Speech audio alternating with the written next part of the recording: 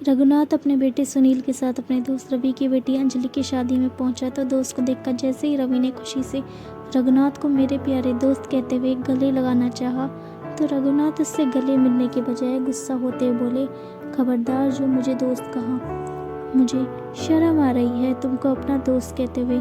चंद पैसों की खातिर अपनी बेटी की शादी एक शराबी से करते हुए तुम्हें शर्म नहीं आई? यदि तुम्हें अपने मालिक पंकज का कर्ज चुकाने के लिए पैसों की जरूरत थी तो मुझसे कह देते, मैं तुम्हारी मदद कर देता।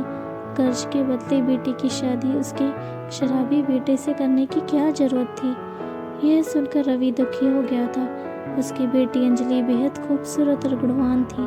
अंजलि की शादी वह उसी के जैसे खूबसूरत, शिक्षित और गुणवान लड़के से करना चाहता था, परंतु गरीबी के कारण वह ऐसा ना कर सका। पंकज एक प्रॉपर्टी डीलर था जिसके वहाँ यहाँ ट्रक ड्राइवर की नौकरी करता था। एक बार पत्नी को लकवा मारने के कारण जब उसे पत्नी के इलाज के लिए पैसों की जरूरत पड़ी, तब उसने ब्याज पर पंकज से पैसा उधार लिए थे, जिन्हें वह लाख कोशिश करने के बाद भी नहीं चुका पाया था, क्योंकि उससे तनख्वाह से जो भी पैसे मिलते थे सब पत्नी की बीमारी और बच्चों की परवरिश में खर्च हो जाता था।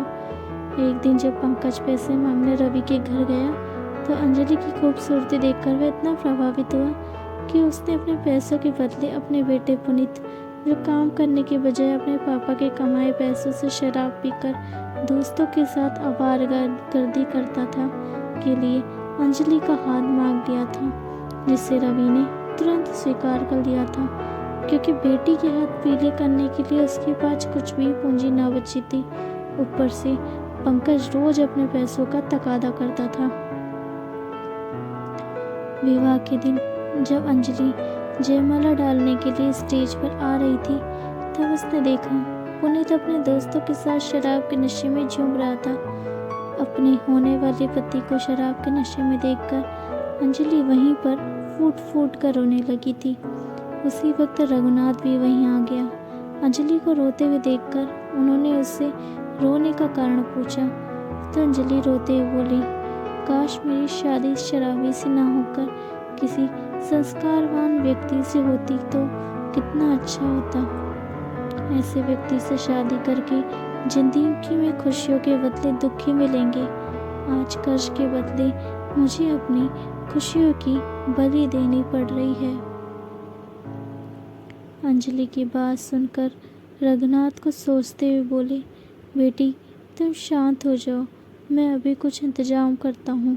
यह कहकर वो उसके पापा रवि के पास चले गए थे और अंजलि की शादी अमित से करने पर खेद जताया।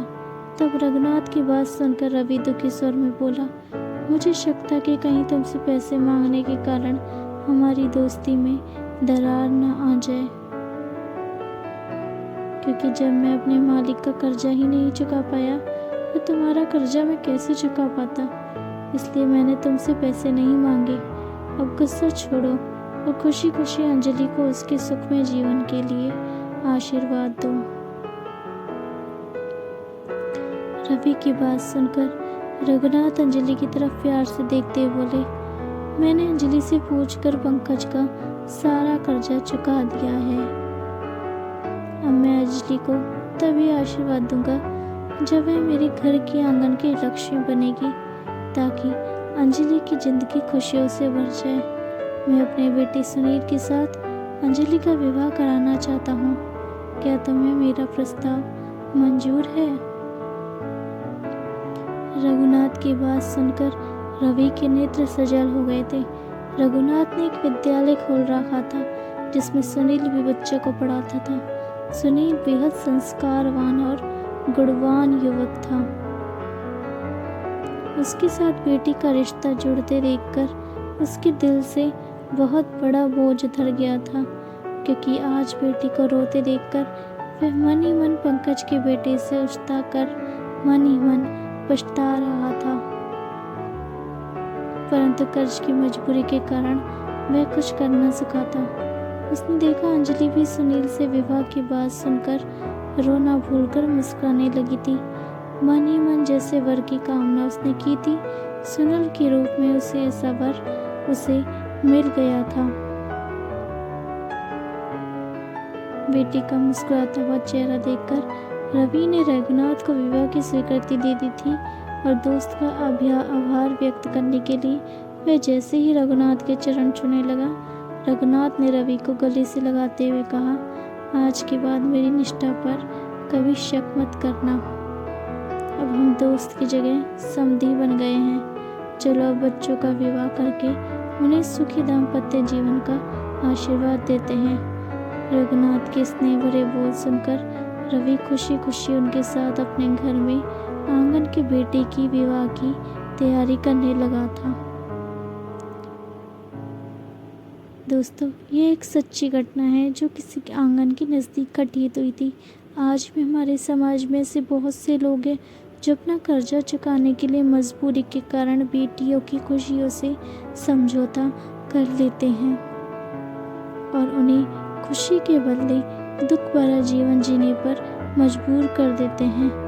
देवतुल्य होते हैं ऐसे लोग जो किसी मजबूर के आंसू पहुंचकर उसके जीवन में खुशियों के दीप जलाते हैं और समाज के लिए भी प्रेरणा पुंज बन जाते हैं।